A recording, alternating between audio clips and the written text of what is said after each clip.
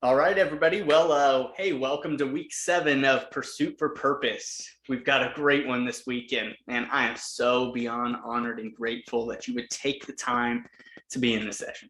Whether it's here live or on your own time, it means the world to me that you care about your own journey and you're willing to do something intentionally about it. So I apologize for the song and dance to those of you that have heard some of the intro before, but because it is people's first time listening to this, we have to make sure that we let people know, what they're getting into and what they're hearing in the community that we're being a part of building. Pursuit for Purpose brings together the world's most passionate athletes together in a collaborative environment to encourage our goals and aspirations. By using the teachings and principles of the greatest minds before us, we will give our athletes the foundations to build the rest of their lives and become champions of character. Every week, we'll be joined by a guest that is already in process of their own journey and their walk in life. And we'll discuss a particular pillar of success, but ultimately, we'll talk about growth, knowledge, and application in general. Although there will be a great deal of information and experiences shared throughout this call, the most fundamental thing that must come from it all in order for there to be any change is action. Words will not do a thing. What actions you take from the information that you receive will be the only chance for anything to come from what you hear here today. I encourage you to take step 1. In some of the processes, only you know that you're lacking currently. And for those that have started, keep going. The topic for this week is consistency. And it could not come at a better time as we wrap up the 2021 year and head into the 2022 year. But there are still 12 more days of this year, and that can be 12 great days to get you started on the right direction of your best 2022. This week, I want to hear some of those declarations, some of those things that you've been consistent about, and some of those things that you want to put more consistency into. Consistency is a very valuable pillar in the journey to accomplishing any task that is worthwhile. It applies fundamentally to almost every single thing that we do, that we want to get better at. Academics, fitness, nutrition, spirituality, and of course, sports. In many ways, it encompasses many of the other pillars because without the consistent work behind those other pillars, they'll not lead you to where you want to go. Consistency is defined as marked by harmony, regularity, or steady continuity. In short, it is something that you do repeatedly. Are you consistently doing something that will help you with your future? Or are you consistently doing something that is hurting your future? Dwayne Johnson is quoted in saying, success isn't always about greatness. It's about consistency. Consistent hard work leads to success. Greatness will come. This week, guys, we have a guest with us who knows a lot about consistency and is working every day to build on a vision that was created by him and his team to get the information that we're talking about into your hearts and minds. Whether you want to believe it or not, I had no idea about his awesome organization before I got started doing Pursuit for Purpose. But just as the old story goes, when you buy a red car, all of a sudden you start seeing red cars everywhere. Our guest this week is the founder and CEO of Major League University, an absolute top-tier mindset and leadership organization. He has a rich background within the game itself, and now is pouring that knowledge back into the youth to prepare them with the mental tools to become their best self. A former D1 athlete for the University of Nevada that was drafted twice and eventually signing with Arizona Diamondbacks after being taken in the 11th round makes him no stranger to the game of baseball and a perfect person to give back to the game. Please join me in welcoming Austin Byler. Austin, man, thank you so much for taking your time to be with us on this call. You take a couple seconds and tell us a little bit about yourself, man. Yeah, Kurt. No, that was a level 10 intro, man. That was dynamite. So I appreciate the kind words, man. Fired up to be here tonight. Thank you to those that have popped on here via Zoom or Twitter. I'm super excited to meet you and get to connect with you. But little background, man. Grew up Peoria, Arizona. Raised in a family of 6. I'm the oldest. 3 of us are full blood. 3 of us adopted. So 3 adopted brothers and sisters as well. So busy, chaotic household growing up. I think sports really took over around that 11, 12-year-old age when we started going to Cooperstown, and all the travel baseball really started to take over our lives. And baseball become a big part of our life. went to really competitive high school here locally in Phoenix, Sunrise Mountain High School. Rich tradition, awesome coaches, great staff and teammates that I still get to talk to today. And then from there, got to go to the University of Nevada, like you mentioned, play with the Diamondbacks for a couple of years, and now pursuing MLU and a couple other ventures here coming up. So fired up to be here, man. Thanks for having me, and excited to dive into this thing. That's awesome, man. And again, I appreciate you taking your time and jumping on here with this group of guys that, this small community that has started to be built, not because of me, but through me. And man, I've loved just genuinely getting to see all those other red cars that are out there, driving on the roads, because what they make me realize more than anything is there's room for us all. And I think I shared this with yourself as well, but it's easy to have fear in your heart when you're doing something that, hey, somebody else is doing it. There's been plenty of times in my life where I've started wanting to do something else, or we start comparing ourselves as people, and you can turn and run very easily. But because of where I already had started to get my mindset to, the shift really happened where, man, you guys made a spark light in my heart that much more, because you're the leaders in the field for what I feel like is going, towards mental mindset and leadership growth, especially in the youth, especially with these kids, that we got an opportunity right here, right now, to make sure that they don't go through as many of the same challenges that we went through. And it's not, look, they're going to still face their challenges, their trials and tribulations. It's not if, it's when. But to be able to have, a different mindset of how we help them grow through those problems, and with the experiences of all of us in different ways. You got some awesome top level experiences of being able to help these kids understand, if you want to get to where I got, this is the work that it took to get there. And also here's some tools that I wish I would have even already been applying at your age. And mine comes from more of a background of, hey, don't waste those opportunities, or you're never even going to get a chance to, you're going to have it taken away before you even get going.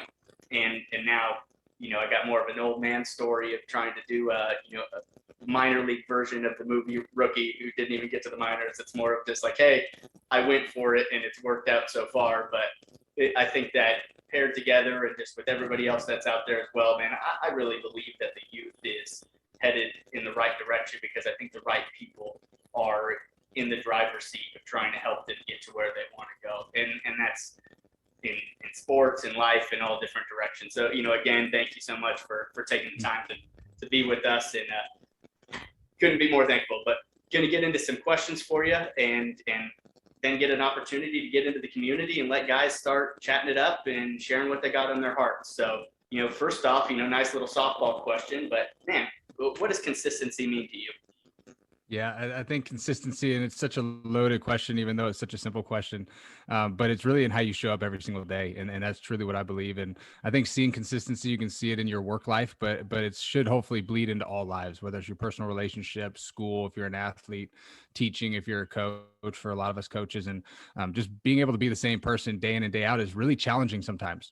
But I think it also comes down to integrity, and that's doing the right thing, even when nobody's watching. And for me though, Kurt, I think consistency, when I think of it in athletic terms, and I'll put it kind of in just everyday, just regular people terms, is as an athlete, I think everybody wants the big cookie, right? Everybody wants to be successful. Everybody wants to make it to professional levels. Everybody wants to be a big leaguer or an NFL athlete. But at the end of the day, not everybody's really willing to put in the work necessary to make that dream happen.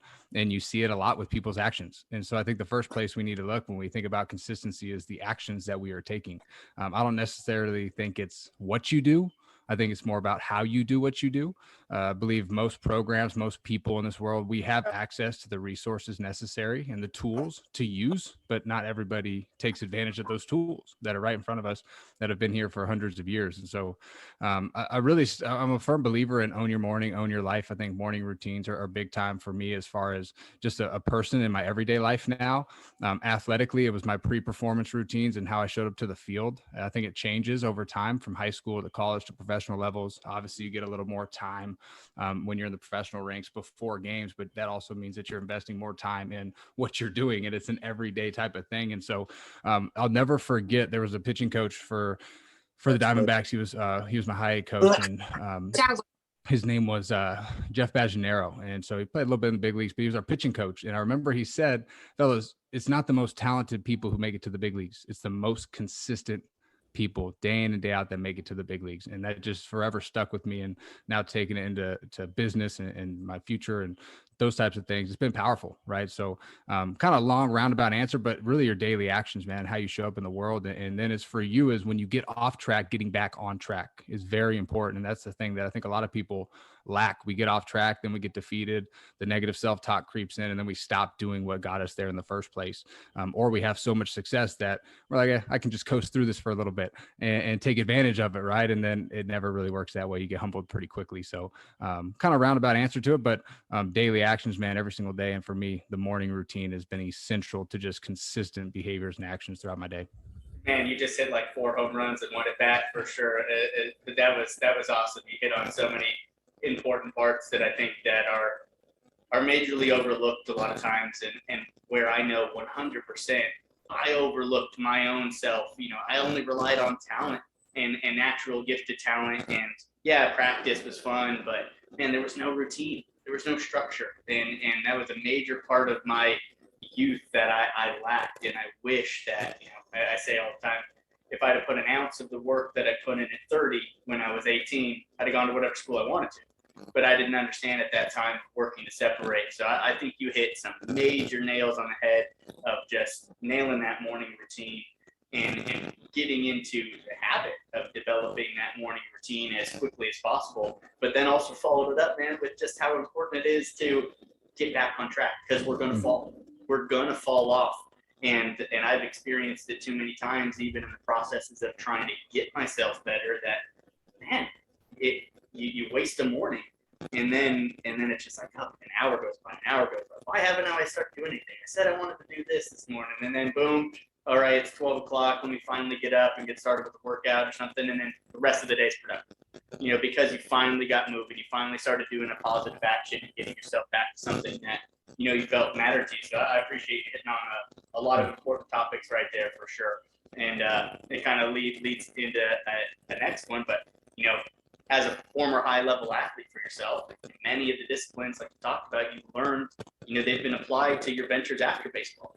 Can you explain how consistency has been a part of growing Major League University and everything that, is going to continue to come from Project Sandlot, all the awesome things that you guys got going? Please, share with us what everything that you and your awesome groups are doing. We appreciate it, man. I think I was really tested getting into this business venture. So I can think a little bit about my story that goes back to it was in professional baseball, and then obviously in college baseball too. I got hurt, and when I got hurt, I experienced a little bit of minor setbacks, right? A little bit of minor setbacks. And so for me, my outlet was medication, right? Using prescription medication to mask physical pain that led to mental pain, which led to the anxiety, depression, the worry, the fear, the other emotions that all of us feel, but a lot of us mask and just kind of tuck down deep down. And then at some point they get a little too much. So when I left sports, I knew in 2018, I was going into my last year of spring training, which I didn't know that at the time, right? But I was going in with the clearest mind I've had all the time, right? I stopped using the medications in the off season. I stopped doing all those things that got me in trouble and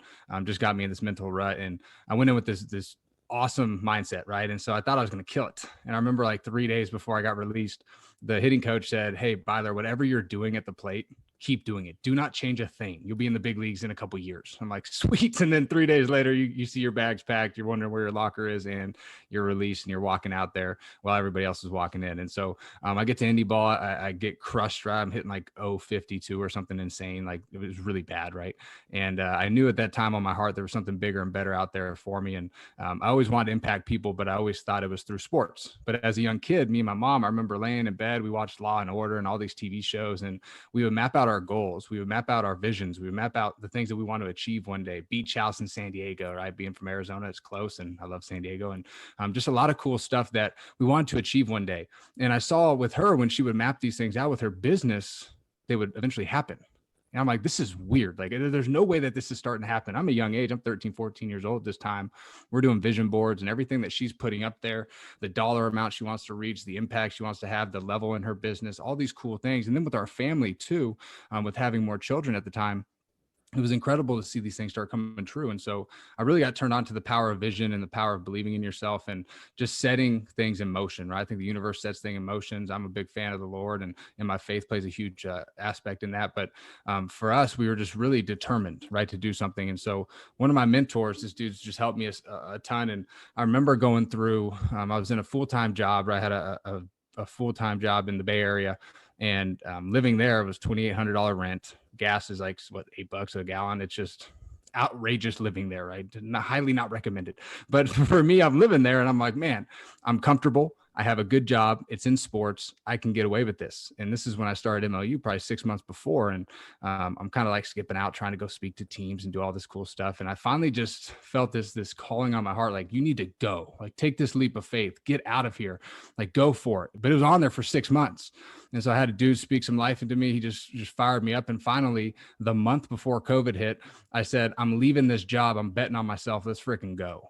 And then I drive home, right? A month later, the world shuts down, and now you're not allowed on campus. Otherwise you're getting like shunned, right? Zoom is not there yet. Right. And so I'm sitting here like, what? It's like, I just left this job to pursue my vision, to go do what I wanted to do for so long. Right? I had this vision of creating my own schedule and being my own boss and doing all these awesome things and making an impact and doing what I love. And then it's like taken from you, right? So you leave a job. Now there's no income. Now there's nothing, right? There's a lot of fear involved. And so I talk to my mentor a lot, and this guy, we speak almost every day, and his biggest motto, and this has turned into our team motto, our company motto, our life motto, my personal motto, is keep showing up, keep showing up. And so the power of just showing up to different instances, whether it's a Zoom call with 12-year-olds or doing something with a college team, going out of state, whatever it might be, right? Keep showing up. You never know who you're going to meet or who you'll run into that can help in another avenue. And so we kept showing up, we kept showing up, we kept showing up. And next thing you know, everywhere we would go, we would find new opportunities, right? Somebody random would be there out of nowhere and they would have an opportunity in this place. And then this person would be connected with this person. And so going into business, I learned that if you take consistent daily action, even if you don't feel like you're making a ton of progress, you're at least making moves forward. And you're learning about yourself. You're trying new things. And a lot of the times it's just throwing stuff against the wall and seeing what sticks.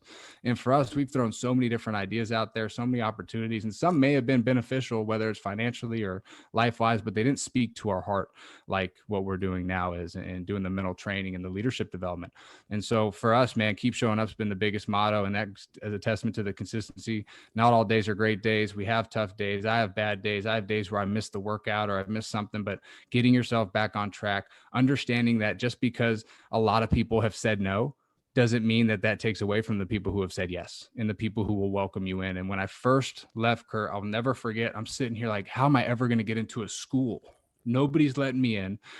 Nobody's answering a call. Nobody's welcoming me on campus. But I knew that there was something deep down, like, man, I can impact. I feel like I connect with these dudes or these girls, man, but like nobody's giving me that chance. Like, why?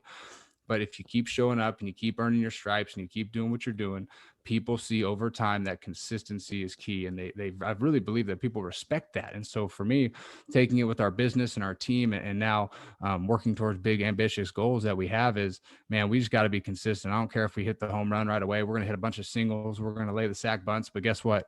We're taking action forward every day. And these things are helping move some positive things in direction, which then attests to our community too. So, man, it's been a blessing. That's for sure.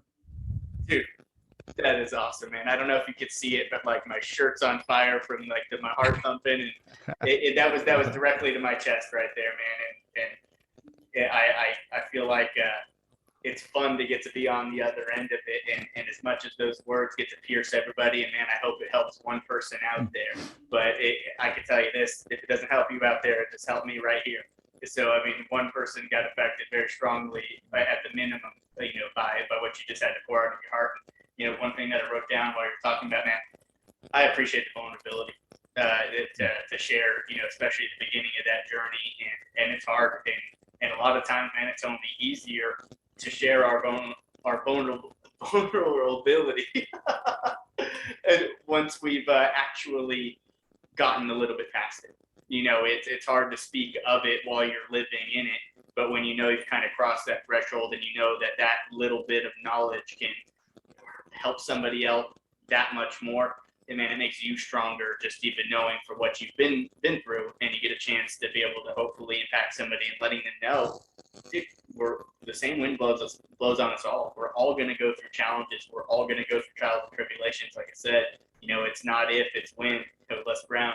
But realistically, it's awesome to just get to hear your heart and your vision. And, I wish for yourself that it wasn't as mentally challenging and taxing on getting things going for yourself. But if it wasn't like that, you probably wouldn't have stepped on the gas the way that you did and create the vision in your heart. But man, so tell me a little bit. You can kind of go off track. How was that experience of having to get into the hearts and minds of these principals, these athletic directors, these people that allow you to start trying to share that heart and vision? I mean, hopefully it makes a little bit more of a difference that you're a premier athlete and somebody that was drafted, but you still got to be able to speak coherently and well of yourself and your mission. So tell me a little bit about that process of how, things started moving forward with you guys in being able to get that message out to these kids.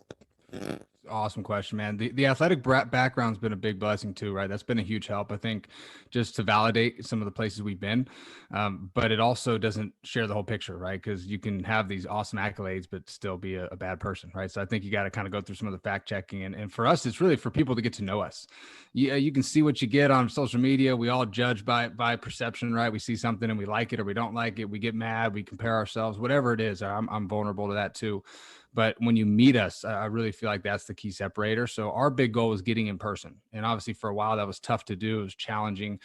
There's masks on, right? So you can't see the facial expressions, the smile, like the pumped upness, but we make it work, right? You got to keep finding a way to get the job done. And so getting in person was a big deal. It's still a challenge, Kirk, to be honest. Like we've been in it for about 3 years now, and it's still a big challenge. And I have my own opinions, right? But it's to me, this is an opportunity to save somebody's life, whether it's you, whether it's me, whether it's whoever else in the world doing these things. There's plenty of people and there's so much room for this, and we need more, right? We need more ambassadors for this in all different ways, but you're not always going to change somebody's opinion and get somebody on board right away. And that was the toughest thing and still is the toughest thing for me. And so one of the biggest barriers is obviously financial barriers with a school or a program. And to me, when you see universities that are charging 40, 50, 60 grand a year for kids to go to school, but you can't afford for somebody to come in for a couple of days and upgrade the mental health of your athletes, that's a big sign right there of where your heart's at. I'm not calling anybody out, but that happened last week, right? So it's frustrating, right? It really frustrates you because you know what you can do. And you know that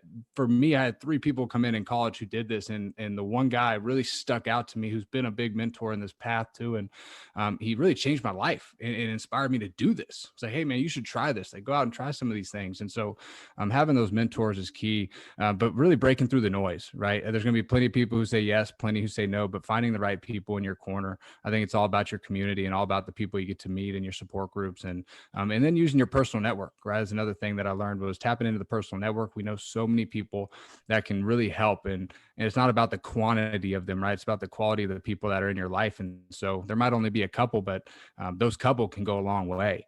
And so for us, we've had some big time blessings as far as past coaches and people who have given us those opportunities to come in and then making the most of the opportunity when you get that chance to come in.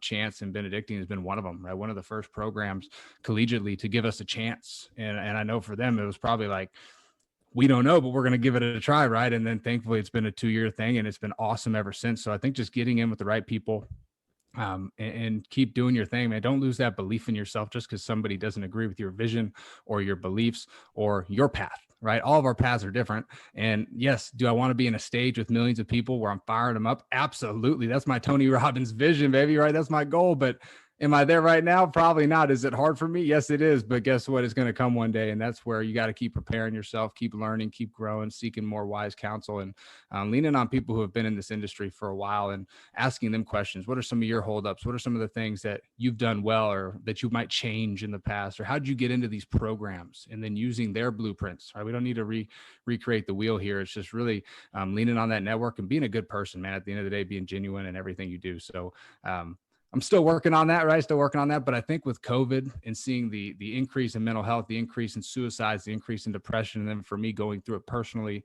I think my story relates to a lot of what these kids are dealing with, whether it's high school, college, even professionally, and finding your identity in something more than your sport, your self-worth, and the things that you see on social media has been huge. And not buying into everybody else's highlight reel, man. Buy into your life and the people around you. Let's go, Austin, man. I mean, I'm in here ready to run for a wall real fast to get to the next thing. But man, like, you're just so right in everything that you continue to touch on, and just even to echo what you said, man. I just can't believe this community that we got within the baseball world, and how awesome these different coaches, different men have been, through this process of just helping a little guy out with, a hand up. And I don't feel at all that anything's been a handout, at all. But man, there's just so many good people that got good knowledge, that recognize that this is so much more about the game, than the game. It's so much more about helping these kids become better people. And I just did not have that experience for myself while I was growing up in athletics, and maybe it was told to me, but it wasn't consistent for what it's worth. And I think that's something that goes a long way with getting there, is having a consistent message behind it. And, it's an easy adage of saying people don't care how much you know until they know how much you care, but realistically as well, at that same time, that consistent nature of what you're talking about, and how it continues to show up every day and pour into people, it's going to be infectious at a certain point to the right people that give you those chances to keep on going. And I'm too grateful for anybody that's given me an ounce of time. And, that's from Chance to Coach Giannino, to Brian Eisenberg, to Walter B. There's just been too many awesome people that have just continued to lift up, and I get to see them doing their stuff. And man, I just love being a student of their stuff that they're doing. It's made me a more consistent person through this process, of where I'm not, it's only 7 weeks in, but I feel at this point that it has nothing to do with me. It's about the other people who are all doing things, and they might not even know it, but they're helping make me a better person. And I feel a change in myself mentally, physically, spiritually, just in the short amount of time. And, I hope that anybody that continues to be along for this ride can get a chance to just see the change within themselves, that other people in this community and in this world get a chance to, make that impact on it. And now I'm very grateful that you get to be one of those people as well that has poured into me, and man, it feels awesome to get a chance to hear your story and get to grow through knowing what you've been through, and knowing for myself that, hey, just like you said, there's more of us needed, and I want to be the next one and go out and find the next person after me that's supposed to do exactly, what we're trying to do, and grow one by one in this just awesome community of mental growth. And in that same process of mental growth, we know that there's no choice but the sport to grow as well too with it. So man, I just thank you for sharing all of that stuff. But to bring it to some more humbleness, man, can you share a time with us, in your life that sticks out to you, where only you knew your current level of consistency wasn't to your standards and was holding you back? Oof, such a great question. I want to highlight something, just kind of circling back real quick, Kurt, about what you mentioned about people kind of get into this too. I think the biggest fear for a lot of people is that they have to go back and get some crazy degree. And you don't need a degree to go impact people, right? I think even just the regular everyday coach, whether you're high school, college, even club ball, right? Club ball is a massive opportunity to speak life into kids. And I've talked to a lot of people about this, and they say, well, what degree should I go get? What should I do here? I said, screw the degree, dude. Go get experience. Like, you're going to have all the tools in the world, but you don't know how to use those tools until you go do it. So finding the experience, you hit on it in the very beginning in your opener, taking action. All of this stuff's great. The sweet layout that the mental curriculum shows every single buddy, for all the good stuff, right? It's all good. But if you don't take action on it, it never does anything. So that's just something I want to speak on, Kurt, is like a lot of people get held back in that fear of, well, I'm not qualified. Screw being qualified, dude. You're going to learn how to do things. You're going to learn what not to do, right? But that's a big piece right there. But I think for me, a time where I wasn't very consistent, there's probably been more than not, right? I think for all of us, we've had those times. There's been a couple for me. One of them was in my playing days. I remember it was, it was after my first year of professional baseball. My first year of professional baseball, I killed it, man. I was an all-star. I led the league in homers. I was setting these records, right? I'm a top 20 prospect. I'm like on cloud 9. Life is freaking good, right? Nothing can stop me. I'm on the fast track to the big leagues, and nothing's getting in my way. And so in that off season, I went back to the instructs and was thankfully having a great couple weeks, right? And we're about 2.5 weeks into the 4-week deal. And I'm sitting there, man, in my mind, right? We have our plans. I'm like, hey, next year, high A, then double A halfway through, then big leagues in 2 years. And I'm in the show. And it doesn't work that way in God's eyes, right? And so God's plan was a little different for me. And through that addiction that I was going through for those 4, 5, 6 years was I failed a drug test, right? I failed a drug test in professional baseball that kept me out for 50 games going back to that second year. And my life was just thrown on a big old derail, right? One, I've been known as this really nice, kind, genuine person my whole life. And now this comes out. There's these nasty articles, these nasty comments from people who don't know you. And then you've got to own up to it, right? And answer questions. You got to call your old college coach, your parents, your girlfriends, all these other people. And it was a challenging time for me. And so during this experience, man, and going through that, my off season was very sporadic. Anytime my phone would vibrate, I'd get instant anxiety, panic attack. I would freak out. I didn't want the MLB calling again because I'll never forget the lady's voice. It was so scary. And so for me, I got all this anxiety and nervousness, and I lost my consistent actions going into that 2016, 2017 season. I stopped doing the things that got me there. I stopped my visualization and breathing activities. I stopped my pregame preparations. I stopped the intent that I put in the cage work with my approach. And I started to change everything that I did. And there was one defining moment that really changed this for me. Our coach, he said, Byler, you think you're doing good? And I said, yeah, I thought I was. I had a really good year, dude. I'm like the best numbers in the organization, dude. Like, of course I feel good. He's like, you'll never get to the big leagues if you can't hit an inside fastball. And I said, what? Dude, I'm killing hitting the middle away fastball. What do you mean? Like, I don't need to hit the inside if I'm hitting everything else. Like, what are you talking about? And so for that whole next 2 years, what did I try to do? I tried to hit the inside fastball. And what was I worst at? Hitting the inside fastball. And so I changed my whole approach for this one coach and for what he tried to tell me. Now, is that his fault? No, it's my fault for taking that advice and running with it. I should have stuck with my plan and my approach that got me there and helped me be successful. And I stopped taking the consistent actions in my routines and my BPs and my prep work. And like I said, man, my pregame routine was not the same that year, and it showed in my performance. So that was a time physically as an athlete that it really started to suffer. And then last year during spring, I got really burnt out, really burnt out with what we're doing.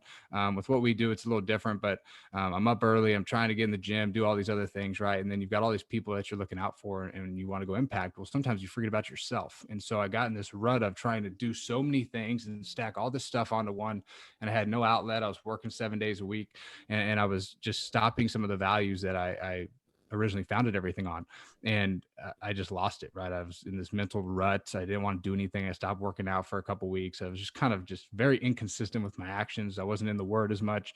And it all showed mentally with my self-talk, with the shame that would come and some of the self-doubt that started to creep in. And so that was a time just last year that I got in this little rut. But then, like we talked about earlier, man, is snapping yourself out of that and pulling yourself up by the bootstraps and saying, let's go. Like, it's time to go to work. Like, we can make the change. It's okay to fall back every once in a while and fall off course, but it's getting back on track that's important, and then finding those people that can help you get back on track with you. So that was pretty easy after going through it, but it was tough to go through it, right? Because you are talking about this all the time. You're tweeting about it. You're posting videos about it, and then you're not doing it. And it's like, man, like my actions aren't aligning with my words. Like, I need to follow the same recipe, but I'm burnt out. I'm tired. I need a break, right? And so I think just finding time for yourself when whatever you're doing, and I think coaches really saw that during COVID, is they weren't able to go recruit as much or be at the field as much, and they finally had to be forced to step away from what they love doing. And I think a lot of coaches found things that they love doing outside of baseball or outside of volleyball or whatever sport they coach. And so that was a couple of times in my life, Kirk, that I really fell off track for a little bit, and just tried to get back on track as soon as possible. Man, I felt like you're sharing so much of my story, which makes me just feel like we've all been there. And it's just, that's the whole point right here, right now, is we're not trying to tell anybody that you're not going to fall. It's just, hey, can I help shorten your falling curve by 3 days, 4 days a week? You know, I mean, it's so important and powerful to be able to share our own experiences, especially when we do have perceptions that we're trying to create, that we're trying to do things the right way. But at the same time, look, we have to be honest with everybody that we are people. We have the same emotions and feelings and challenges that you are going to face. But at a certain point, we got tired of feeling down in the dumps. And I think you've touched on something that is important and a magnitude that kind of can't be measured, but self-talk. The way that we talk to ourselves is so powerful, and the changes that can be made, because it starts inside. You can be able to get some motivation from the exterior, from the external world, from some Tony Robbins, from some Zig Ziglars, from some Jim Rohns. We can get great words from other people, but the words that are going to mean the most to us are going to be the words that come from ourselves. And man, so good. And I think that hits on the topic of consistency that much more, because it's something that you need to do. And I'm not going to recommend a certain one, but there are a number of different things. And man, I would suggest looking into some positive self-talk cards, some different things of where you can, there's different things written out, and hey, in the morning and in the evening, and you're going to recognize within yourself things that are said on those cards that, hey, that doesn't match up with how I actually act for myself. And you're going to feel embarrassed. You're going to feel a little bit challenged that, dude, I feel different saying this because I don't mean it. But when those actions start backing it up, there's another vote of confidence behind that word that you might start saying that challenged you before. Whether or not that's, your sobriety, whether or not that's you showing up on time, whether or not that's you being respectful and generous, and just any number of things. But man, self-talk is something that goes a long way. Can you tell me a little bit briefly about, some stuff that you guys do with MLU to encourage self-talk, positive self-talk? Dude, it's such a beast, right? And I think for all of us, we face it in different avenues. Some exercises that we recommend is meditation, visualization, journaling, and specifically gratitude journaling is shaping your perspective is the first thing that I started to use, other than getting in the Word, right? And getting in the Bible was number one. But right after that, I started to write out what I was thankful for every day, 3 to 5 things every day. And a lot of the times it was the same things that I was grateful for the day before. I'm grateful for another opportunity to speak. I'm grateful for a great conversation with Kirk. I'm grateful for 10 coaches sitting in a Zoom on a Sunday night when they could be having dinner somewhere else, right? Like just these little things. And what it starts to do is it starts to rewire and hardwire our brains. And so I think of our brain as like a Mac computer, right? And we can almost think of the iPhone. Well, there's the version 1 iPhone, right? There's the flip phone, first and foremost. Then there's the regular iPhone. Now there's like iPhone, I don't even know what it is, but the camera looks sweet. I need to get it, right? So my quality's suffering, right? I'm taking bad selfies. Come on, coach. So there's all these different versions, right? And you keep upgrading your skills. You upgrade your toolkit. You upgrade your life. And self-talk wise, I like to challenge athletes. Hey, let's be our own best coach, not our own worst critic. The critic on Rotten Tomatoes is always constantly trying to bring down my 10 out of 10 movie that I think is amazing. Your coach, right? Think about, for a lot of us in here, we're all coaches. What is your best coach or motivational speaker or Les Brown on the YouTube video? What are they going to tell you when you're going through a challenge? What are they going to tell you when you feel helpless? What are they going to tell you when you feel like you're running out of gas? And when I think about those types of people, I think about people who are going to inspire you, that are going to encourage you, and that are going to support you. Now, way easier said than done, right? Because we can think it, but we don't always act upon it. And so something that was shared with me, actually, it was at Benedictine, ironically, Coach Chance. And one of the guys, we were talking about self-talk, and I'm telling him, hey, here's how to replace it. Negative is obviously really bad, right? Works 100% of the time against us. Positive is great, but we're not always positive when we're going through a slump, or we're struggling as a team, or my family's passed away and people are sick. It's hard to be positive, but how can we stay more neutral and play in the middle and stay in that middle ground of not too high, not too low, but we're still confident in ourselves? And something that really works is, hey, when you feel that negative thought or that negative word or voice creeping in, which we all do. And for me, it's usually at night, right? Through the day when I'm busy, I'm crushing. But then at night when I lay down and I'm kind of by myself, it's like, why is this creeping in? And it starts to hit you, right? Hit you. And so the quickest way is replace it immediately with something more serving. Hey, I don't know if I can show up. I don't know if these guys are going to listen to me at this high school tomorrow. Man, I got 5 hours with 7 different programs at this high school. What's going to happen in these 35 minutes? They're squirrely. They're young kids. They're 14 to 18. They don't listen anyways. Like, all right, all these things that could be true, but to me, they're false. 99% of the things we worry about in this world are false. So it's replacing it with, hey, I'm going to go out there and dominate tomorrow. I'm there on a mission trip, right? I'm here to speak life to that one kid in there who's struggling, who needs some help. I might not want to go to practice this week, but guess what? I've got 5 opportunities this week to get better and to get in the starting lineup. even though I've been benched all year long. If I'm an athlete who's on the bench, right? Easy way to complain and play the blame game. So self-talk, man, I think just replacing it immediately with something more serving. There's a couple different formulas. You can go the triple R's, you can go the AIR, acknowledge, interrupt, replace. So there's formulas to go through. But I think that the biggest thing for us is, one, we must acknowledge when we're spinning off tracks.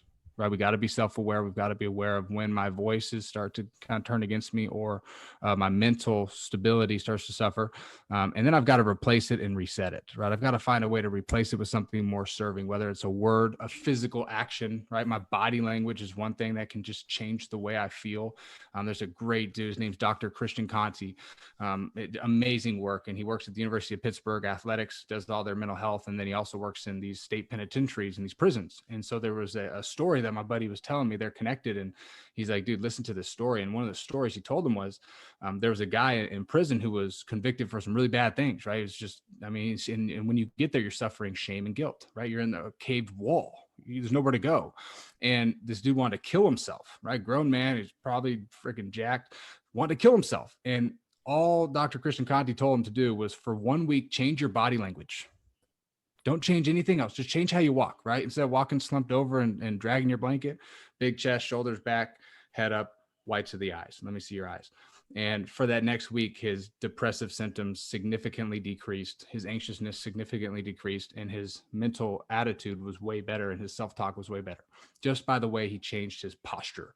So big fan of Tony Robbins, obviously, but changing your state, changing your body can just change the way we think sometimes. And to me, when I'm shoulders back, chest up, big body language, I give myself a little chest bump, right? It fires me up. It makes me actually feel more confident. When I'm down and I'm tense and I'm really tight and I catch myself, I look down and my fingers or my fists are clenched and I'm wondering why I'm even clenched. I'm just like in a nervous state. I don't feel confident. I don't feel free. I don't feel like I'm in my flow state. So even just shifting our body language for a subtle little exercise, whether it's on the field, as a coach, in the classroom, in a relationship with my wife or husband, like those little things can make a big difference in all of us. Displacement, man, that's huge and awesome. And that AIR acronym of acknowledgement, interrupt, replace, man, I'm going to be using that right away. So I really appreciate that bit of knowledge right there for sure. But to keep going, man. I'm excited to continue watching everything that you guys are doing. What is the most consistent you, Austin, bring to the world and those around you? Oof, a loving, kind human being. When I'm consistent with my mornings, Kurt, I'll tell you what, this is why I'm a big believer, and I should probably get better at my nighttime routines. But when I'm on my morning routine, cold shower, meditation, get in the Bible, right? Those three things just set my day off on fuego, dude. And when I do those things in a timely manner without snoozing all the time, I'm on fire, right? And nothing could touch me. Obviously, the weight room in the morning is huge, so getting in there has been a big benefit to my mental state too. But it's really just you can become so much more powerful when you commit to yourself. And there's just little commitments, right? So that cold shower piece, some people are like, dude, you're insane. I can't get in a cold shower. I live in Alaska. If Coach Otson here. And for some of us, it's like, yeah, that sucks, right? It sucks. But guess what? When that cold water hits your face, what are you battling? Your breath, your self-talk, and wanting to get out. So you're putting yourself through a strenuous situation first thing in the morning, but you committed to yourself. You've pushed through that one thing, and the rest of the day, nothing's going to be as challenging as that cold shower was to get yourself out of your comfort zone a little bit. The meditation, how do you sit there for 10 minutes and breathe? Most people are like, dude, I can't even sit here for 2 minutes off my phone. And finding a way to just calm yourself down, no matter what you're thinking about, but just focusing on your breath, slowing down your rhythm, slowing down your heart rate, clearing your mind a little bit. For me, it just sets my mind with a good intention for the day. So the most consistent me, Kurt, is very loving, very kind, very positive, very uplifting, very energetic.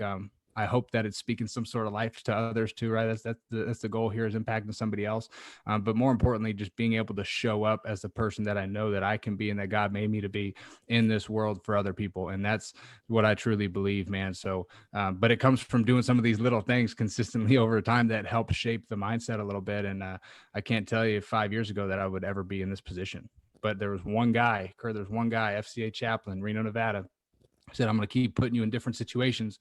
I'm going to keep giving you opportunities to speak. You're going to be amazed at where you're at in 5 years. I'm like, James, no way I'm ever doing this, dude. I get beat red when I speak like this MLB sign behind me, right? And next thing you know, we're at these universities and places that I never thought I'd even get in, right? It's like, what the heck's happening? So I'm telling you, man, you keep showing up. That mentality has been a big mantra for my life, and but it's a testament to the people that are in our life and that have kind of surrounded us. Keep showing up, man. Keep showing up, and at this stage, and the exponential growth that's happened from that first day to where you're at now, it's going to be awesome to see where keep showing up continues to guide and take Major League University and everything you guys bring to the table. Hey, and cold showers, man, that's no joke. Come on, Chance, let it eat, baby. You got some dudes in there that have texted you. They're like, "Hey, man, I'm about the cold shower. We got some warriors." Dude, that is the most difficult thing. I haven't gone down that road yet myself. Cold shower, it works after a good workout, or a colder shower.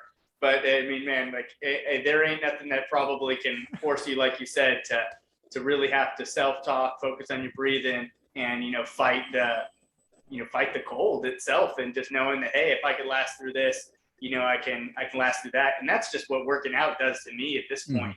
Obviously I have no reason to be working out, as far as I'm not trying to make a team. There's nothing that can happen, but what it does for me is it just provides the mental sweat that I love and crave, where I know that if I can accomplish this or get through this task, boom, what else can I do? What else can I try to push myself through and grow through?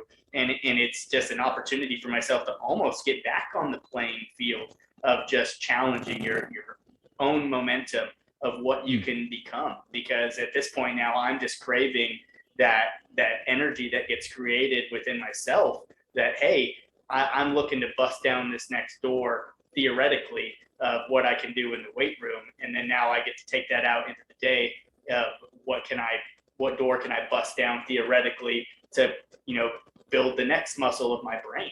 And that's just been an awesome thing that I really do enjoy. And man, I can't thank you enough for sharing all the information that you have and answering the questions that you have. We're going to get into here in just a couple of minutes of letting some guys ask some questions, share some testimonies of anything that they might want to share. But I do first want to, make an actionable request, this week for consistency towards everybody. I want to encourage you to truly begin writing it all down, journaling, daily planning, goal setting, just plain and simple, making it real, not just in your brain. What do I want to do? It is help in the smallest way possible in the spirit of Christmas and the holidays. And guys, I want to give away some Major League University blueprints for success. Coach Sharp, you don't get one. You already had one, so I'm just playing. But in order to win this, I want you to stay till the end. And the first 10 people that message me the phrase, "I demand more from myself than anyone else could ever expect," Tony Robbins, when I ask for it, will receive a free copy of an MLU blueprint for success. So let me repeat that one more time. I need you to message me at the end of this meeting when I ask for people to send me a message. It'll be the first 10, no bias. Whoever gets into the DMs, I'll go back and track it through. But I demand more from myself than anyone else could ever expect. So just write that phrase down, be ready to send it when the time comes. I really encourage you guys to elaborate further and share your heart with me in the DMs. Let me know just what you demanded yourself. Put it into the world. Hey, you got a positive encourager on this side that really wants to hear about what you guys got going. And this is something that just fires me up, the opportunity of getting to be grateful for you guys being on the call. And if I can help, like I said, in the smallest of ways, I want to help. That's my investment that I want to make into you as a person. And if that little blueprint for success helps you get 1% better in anything that you're doing, then I made a positive contribution to the world. And, I can't thank Austin enough for being on and just inspiring me to want to give that to you guys, because that's an awesome thing that I think can help a lot of people for sure. But journaling, writing stuff down, goal setting, guys, it's no joke at all. So, with that said, the guys here in the Zoom, I want to open it up to you guys. Who's got something on their heart that they want to share about consistency, their own journey, a question for Austin? What do you guys got? It's up to you.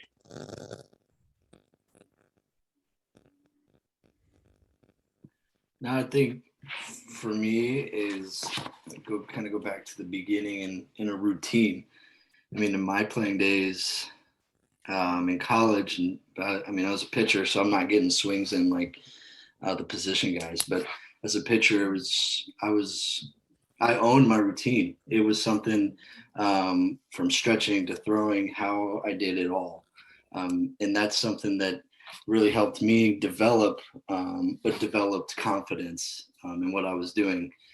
So I try and preach that to our guys now, having a routine just to give yourself kind of an easy peace of mind as you get into a game, get into a situation that makes you a little bit nervous. If you have a routine, you can kind of get lost in that, if you will, and just kind of ease your mind a little bit and focus on, the task at hand. So like for me, my routine was kind of everything for me.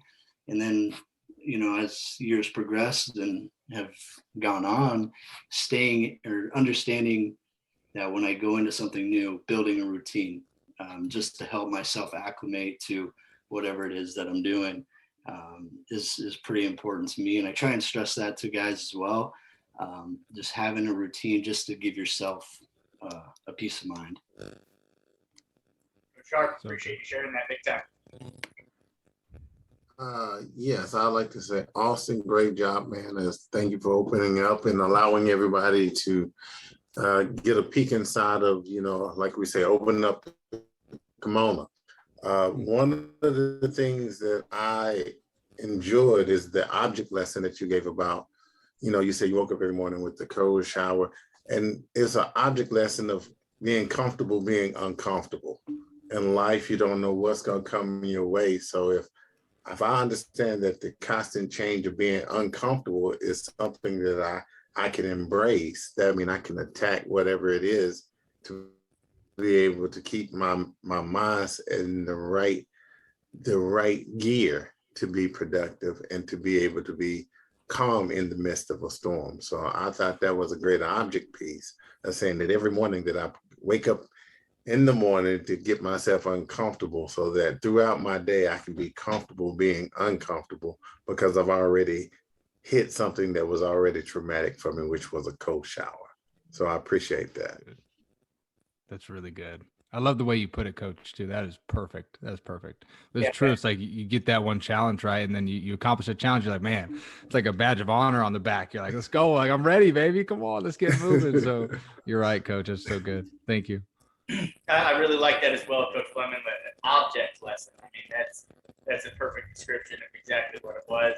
And I really look forward to kind of seeking out some other object lessons that I can continue to challenge myself, because just like you said, being comfortable, being uncomfortable is something that I know we've heard, but man, we hear all these good things, but we don't put them into action dang near enough than we're supposed to. And many of the changes that I've started implementing in my life, I was aware of at 18, but I also thought that I was the special case of the rule. That maybe that didn't mean me, but realistically, man, how many other people are competing for exactly what you want that aren't even in your thought of, where you're at that time. I was only competing against the other two kickers on my team, and I wasn't paying attention to the fact that there is thousands upon thousands of every other football team or whatnot, at every other position that's competing for exactly what you want at the next stage. I was only playing for what was right in front of my eyes and never playing for what the bigger picture was. Even though my brain and my mind and my heart tried to tell me that's what I was doing, I wasn't doing anything to separate from anybody at that point. And I believe that, just as you had said, some object lessons, being comfortable, being uncomfortable, can really start setting you in motion for competing against those people that you don't even know that you're competing against. And many of those people, the number one person, is even you're competing against your best self that hasn't even came into the world yet. And how can you even try to get there if you're not putting anything in yourself? So, Coach, I think that's profound, and I appreciate you sharing that with us. Jason, Coach Mitchell, either of you guys got anything that you feel like sharing? I'm going to bring in a little bit of probably a different avenue. I'm going to quote a good friend of mine who is pretty high up in the SEALs and spent some time in Hell Week and made it through. But long story short, being in the SEALs, like Coach Fleming said, it was all about being uncomfortable. That was their goal in training in life, to make everybody uncomfortable. Their real goal is to get everybody to quit. With that being said, trying to get everybody to quit, they focused on 3 time zones, past, present, and the future. And the ones who thought about the future, they always rang the bell, got kicked out, and quit. The main goal was to think about the present, the do, the did, the don't. And everybody had to focus on the do. And that was one of the main reasons for everybody making it through Hell Week, and not ringing the bell early and exiting out. And then when he got out of Hell Week, he started training people once he retired from the SEALs and stuff. And he said the 3 things that everybody was missing was a plan, an attack plan, okay, which I think we can all agree to, that we talked about. And to reinforce the plan, consistency. The plan was great, but nobody follows through with consistency. And then they wonder why it's not working. Okay. And then if the consistency is there and it's still not working, then the third thing that they look at is intensity. Okay. What type of intensity are you bringing to your plan that goes along with the consistency, right? You can go to the gym every day of the week and work out. That's consistent. But how hard are you training yourself? How hard are you going at it? What's your intensity for you to gain strength, lose weight, gain weight, whatever your plan is, So I think kind of a different spin, but I think we can take that and direct it towards any sport that we're playing in. Consistency, intensity, and having a plan and following through with it. Because a plan's a plan, but to get that plan to work, how do we go about it? No, I'm right there with you, and you're exactly right. Though when you're talking about, you can be consistent, you can get into the weight room, you can do these different things, but at certain points you're going to reach different thresholds of what you're now expecting out of yourself once you get into there, and that's something that I feel like I've discovered within myself. Of getting back into the process of trying to just feel better about not being a waste of space more than anything, and trying to move in the right direction. And it started with, hey, I just want to show up every day. And now something passed when it was like, hey, I want to know how much weight I can move. And now I want to feel like I'm getting stronger. And so that intensity, like you said, it has to ramp up to meet where you're at, because I was fine in the beginning, just feeling satisfied with, okay, I'm moving, I'm doing what it needs. And now it's like, okay, I'm not sweating as much as I was. I got to push myself a little farther. What's the next gear within myself that's going to help that come out? So I'm right there with you in what you're talking about, Jason. I think that's good information. I'm completely amazed of the people that I run into that have these big dreams, whether they're playing, rec ball, travel ball, high level travel ball, hitting all these showcases up, whatever you want to call, and none of them have a plan of attack. There's no plans involved. Zero. They have no plan whatsoever. And I'm in shock that these kids have these dreams and they're traveling on these national teams and all this kind of stuff, and there's no plan in place, nothing. And I'm just like, that you're missing the main goal here. Hey, you got these big dreams, but how are you getting there? What's your plan? Are you reaching your ceiling? What do you mean about, are you reaching your ceiling? Well, are you getting to the weight room? What's your nutrition like? What's your infield routine look like during the week? What's your hitting routine look like during the week? They don't have answers. And I'm just like, you're spending $3,000-$5,000 a year playing these travel ball things, and you don't even have a plan. I'm just in shock.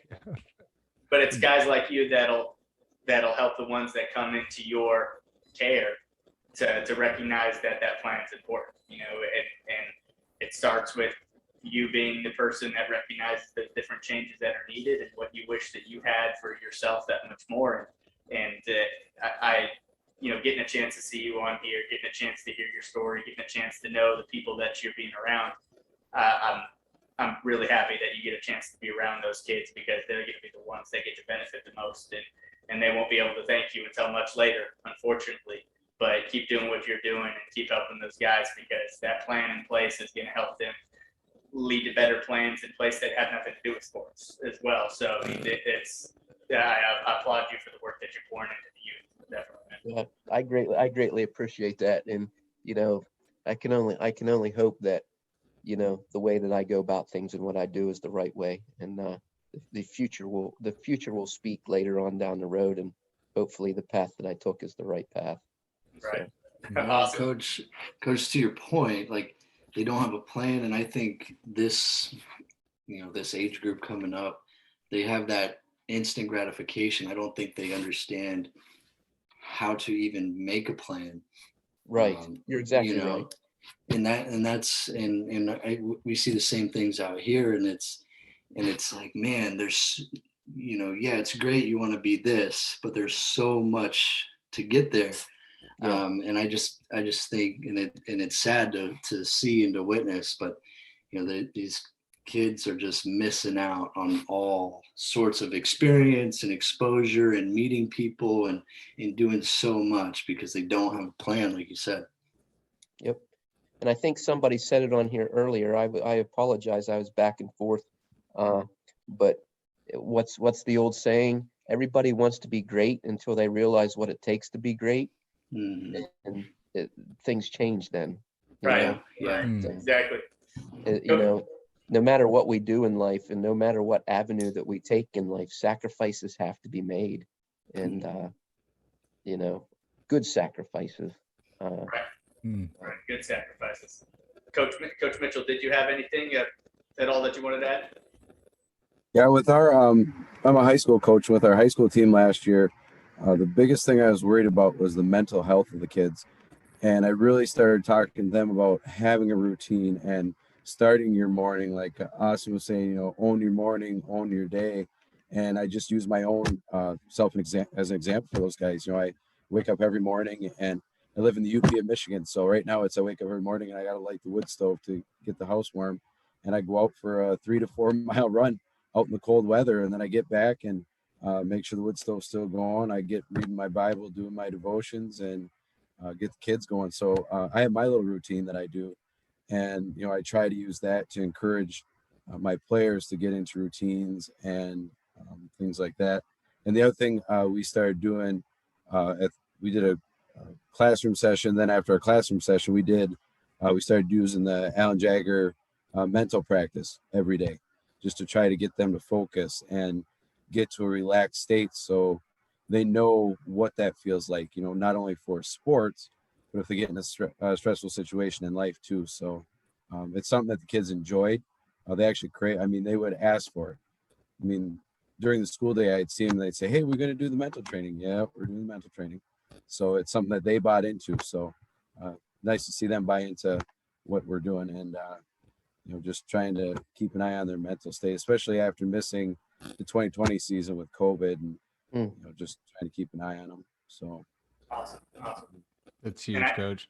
Yeah, absolutely. And I know I want to go ahead and get towards the end of it. I want to be respectful of Austin's time. I do want to try to let one speaker on Twitter speak, and we'll see if we get a chance to hear him. You guys have to let me know if it comes through. But D-Stag, if you want to go ahead and speak, I'd love to hear what you have to say.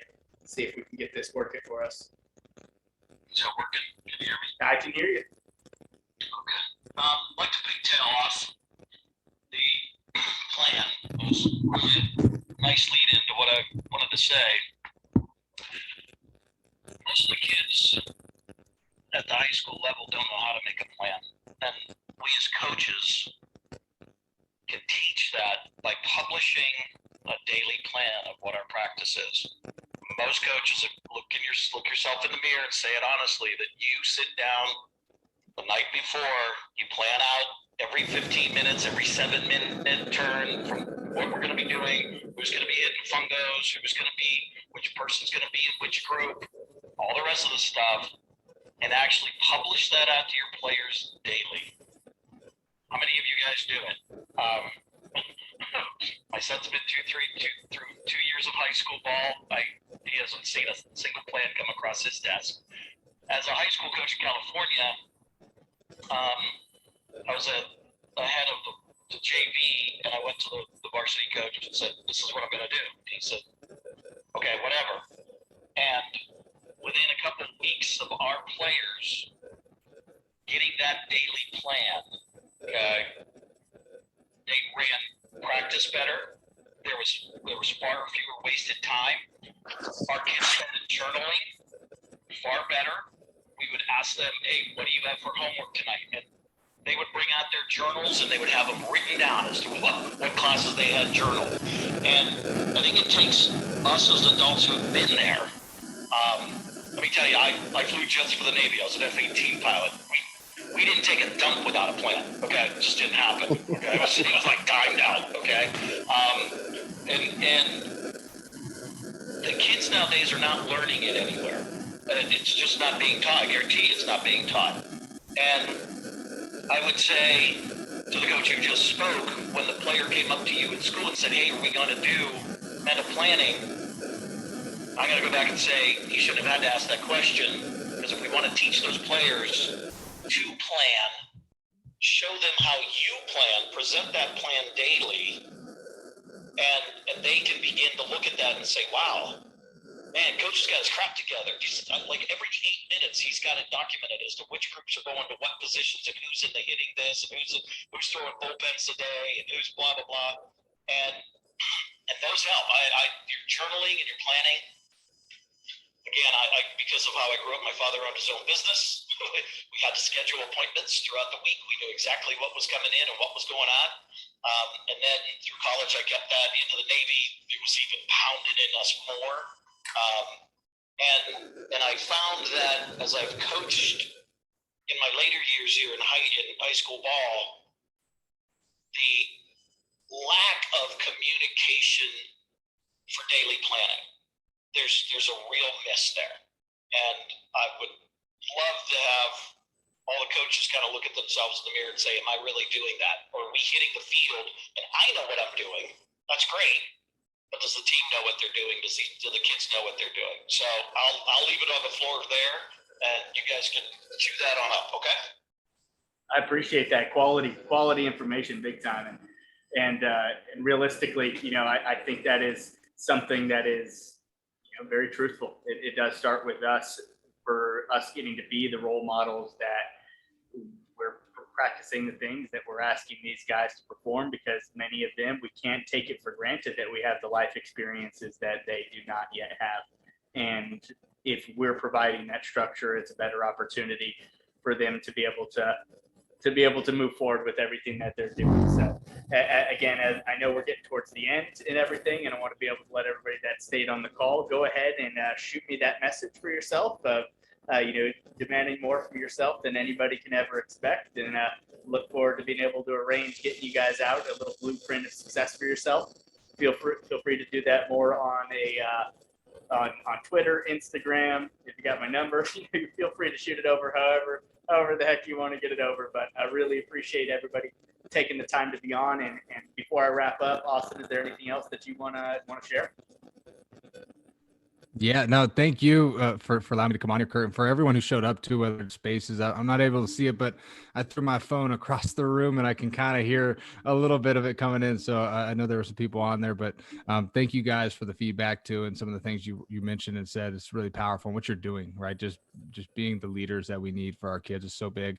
I think the next thing that I want to say is shout out to the Cowboys for that dub. Let's go, a little football action. I don't know if anybody's a Cowboys fan, but we eating this year, baby. My fiance is a huge Cardinals fan. We were over there and they got mollywopped by the Lions, and it was a good day for your boy over here. So if you don't like the Cowboys, you might have hit the unfollow button, but it's all good. We're fired up. But I think just learning from the teams that we get to watch, whether it's football, baseball, business, and things, to see what they do. And I use a lot of football analogies, but seeing how certain teams play together, the structure that these coaches put in place, it's so powerful. And then right now with mental health, man, just asking somebody, how are you doing? Whether it's an athlete, a coach, right? Even our assistant coaches, if we have head coaches, and if we're an assistant coach, asking our head coach, like, how are you holding up? How are you doing?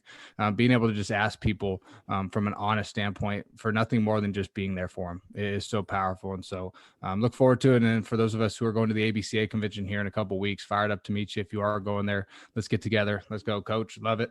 Let's get some food, grab a beer, whatever it needs to be. But I'm excited to be walking around there and get to meet a lot of these faces in person from the Twitter sphere. So thanks, Kurt. I appreciate you, man. You're doing amazing things, man. Keep changing lives, shaping lives. It's amazing.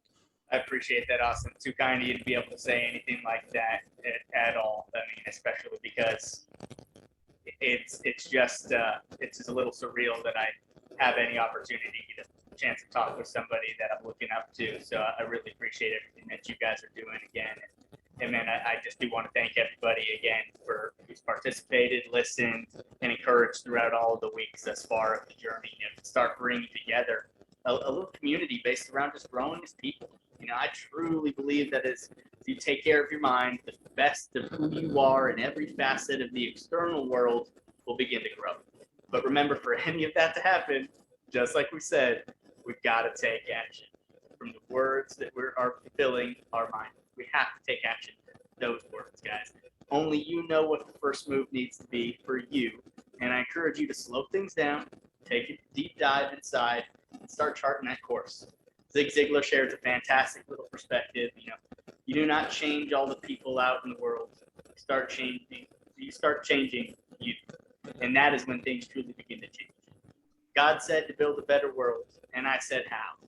It is such a cold and lonely place, and I am so small and useless, there's nothing that I can do. But God, in all his wisdom, said, just build a better world.